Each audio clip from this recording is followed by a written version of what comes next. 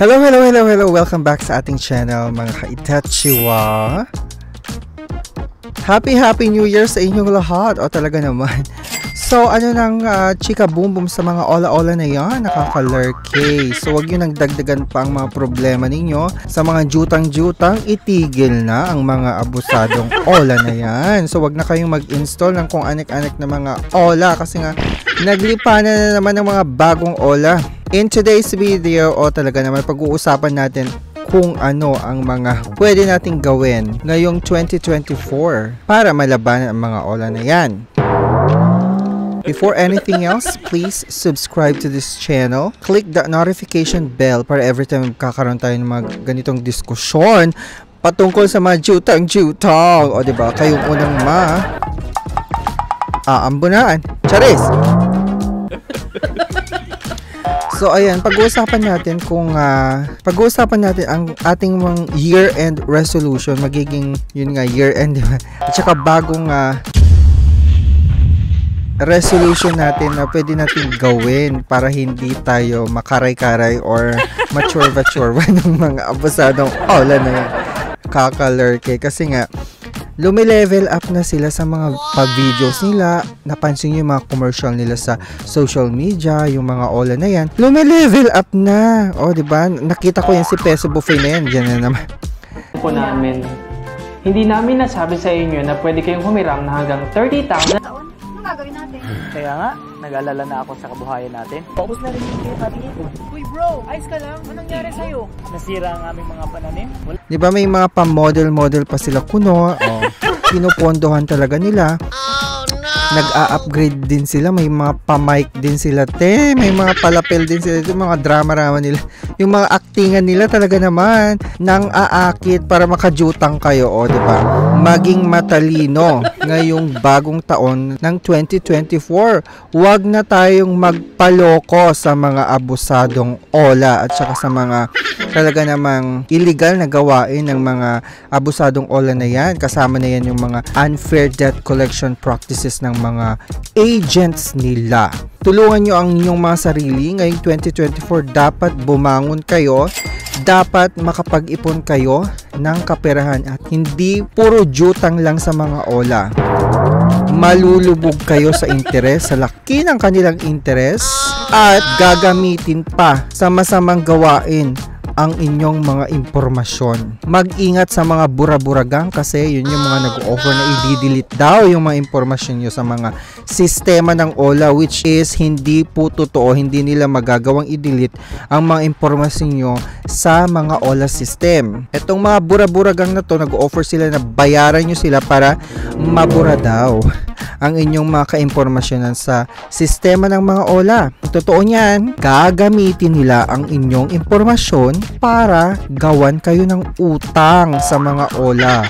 So, kung nagtataka kayo, yung mga wala namang utang sa mga OLA, nagkautang daw. Oh, diba? Dahil sa mga pagsali-sali ninyo sa mga buraburagang na yan. Maging mapagmatsyag and of course, magbasa-basa kayo ng mga reviews sa social media. And of course, sa Play Store, yung mga ini-install nyong mga OLA, wag nyo nang i-install. Basahin nyo muna kung talagang kailangan yung jumutang tayo sa mga legit, mga bangko, mga lending companies na talagang kilala at hindi yung mga pa 7 days, pa 14 days, tas kilatisin nyo, himay-himayin ninyo ang mga interest, charges, fees, and other hidden fees nila.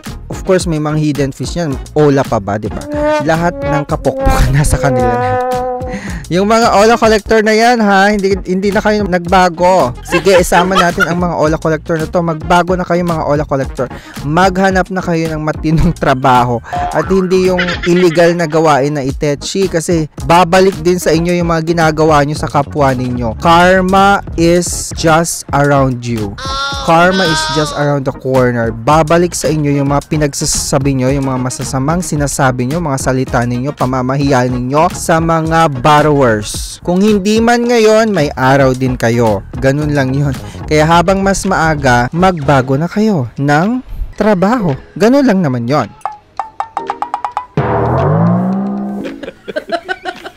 So, eto yung mga importanteng dapat nating gawin ngayong 2024.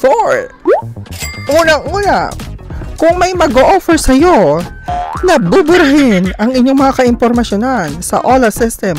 Huwag maniniwala. Huwag magre-reply. Ang gawin? Dead pathology. Isim nyo na lang. Diba? At saka i-report agad, of course. Kung ang buraburagang na ito ay nagko-comment sa mga Facebook group or sa social media, paki-report agad yung comment nila para matanggal sila sa grupo na yan. Number 2. Tanggalin nyo na yung mga OLA sa mga cellphone ninyo. Huwag nyo nang i-install. I-clear data ninyo bago nyo i-uninstall para wala na silang makalap na impormasyon sa inyong mga kaselponan. Lalong-lalo na yung mga bagong impormasyon, yung mga dinagdag yung mga contact sa phone book ninyo. Hindi na masisync, kumbaga, sa kanilang sistema. Number 3, dahil sa laki ng interest and charges nila, huwag nyong bayaran ang kanilang interest kasi illegal yung ginagawa nila.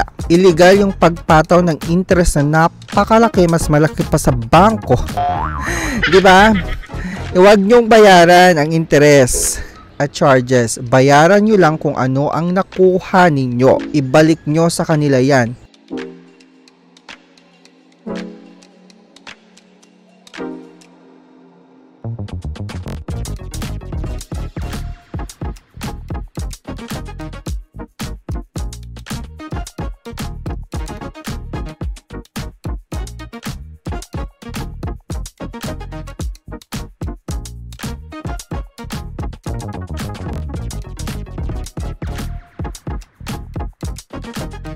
Number 4, ito nang susunod. Pagkatapos yung bayaran, yung nakuha ninyo, mag-change SIM na kayo kung kinakailangan. Mag-change SIM. That's the key. Para hindi na kayo ma-stress sa mga text and calls nila. It's your decision kung talagang gusto mong iwasan na ang mga OLA na yan. Sa pangaras nila, mag-change SIM na kayo. Susunod ay abisuhan ninyo ang inyong mga contacts. Lalong-lalo na yung mga kamag-anak ninyo, friends, co-workers, and kung sino-sino man yung nakalagay sa phone book ninyo, abisuhan nyo na alam ko, hassle tong gagawin ninyo, pero kailangan nyong gawin kasi para mailigtas ang inyong reputasyon, unahan nyo na yung mga OLA agents na siraan kayo. Dapat kayong unang paniniwalaan ng mga relatives ninyo at kamag-anak ninyo or mga friends, co-workers, manager, bosses, kung sino-sino pa man yan. At kung may mga death threats, o diba, huwag kakalimutang i-report sa PNP Anti-Cybercrime Group and of course sa NBI o i-report nyo. I-screenshot nyo lahat ng mga proof. Puntahan nyo personally, mag-fill up kayo ng form sa head office ng SEC or mag-file kayo diretso ng complaint sa pinakamalapit na PNP or police station ninyo. Ayun na nga, lumevel up na yung mga commercial ng mga OLA, lalo na yung mga Peso Buffet, moka-moka na yan. Nag-hire na sila ng mga model-model nila, binabayaran nila, of course yan. Tapos nagle-level up sila, may mga pa-mic na sila, yung quality ng video nila talaga namang kaakit-akit na at saka nagmumukha silang legit. Kunwari nagmumukha silang legit kasi nga di ba para maakit kayo sa mga offers, yung mga commercial nila. Wag na wag kayong paaakit. Wag na wag kayong magpapabingwit sa mga commercials nila sa social media. Paki-report agad ang kanilang commercial na video. O kaya mag-comment kayo doon, mag-hashtag kayo #NoToOLA, mga ganon. Yan na. Merry Christmas. Happy New Year. Buen life. Ito ante.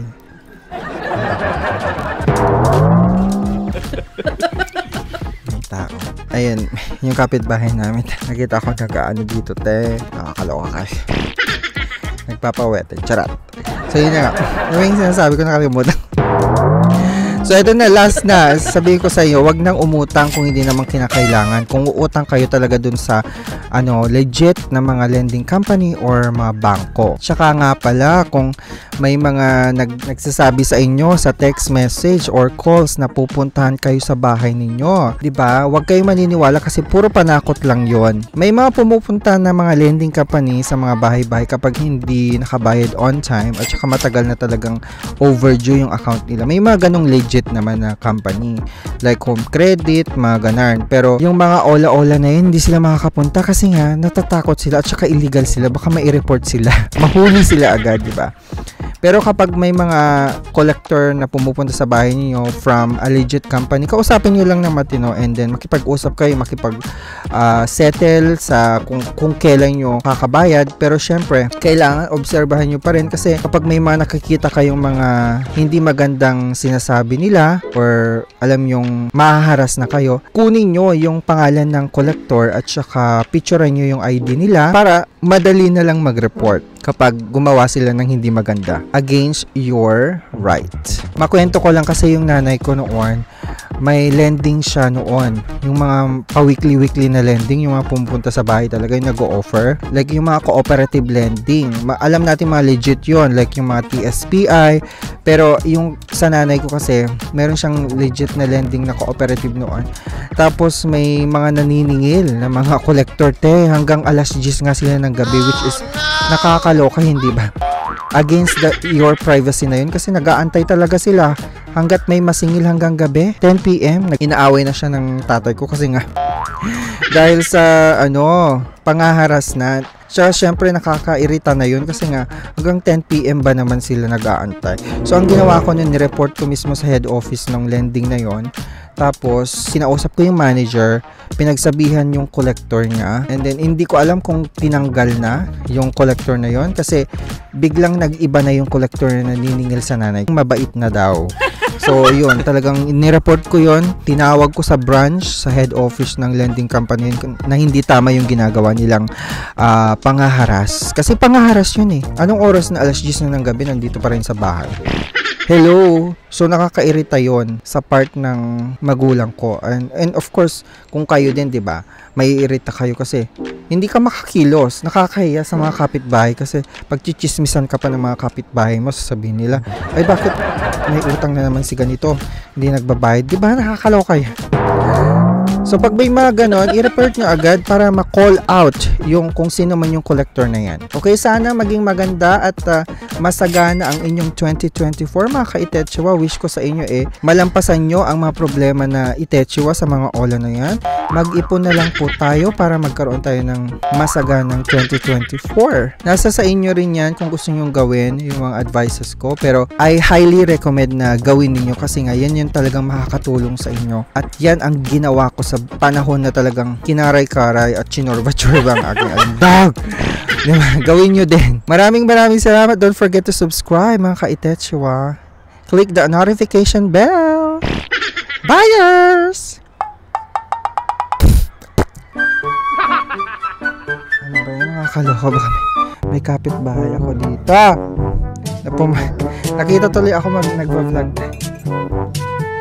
Baka sabihin nila about sa mga utang-utang yung sinasabi natin dito. Kaloka!